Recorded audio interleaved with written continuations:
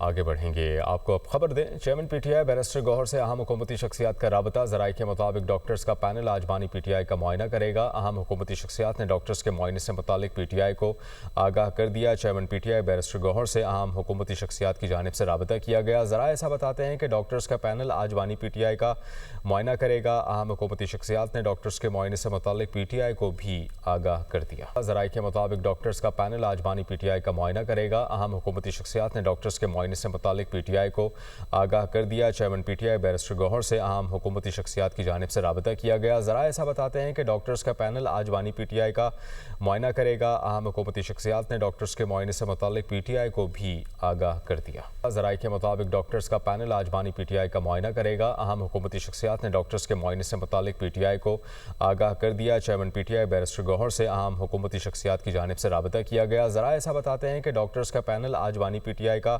मुआयना करेगा। अहम हुकूमती शख्सियात ने डॉक्टर्स के मुआयने से मुतालिक पीटीआई को भी आगाह कर दिया।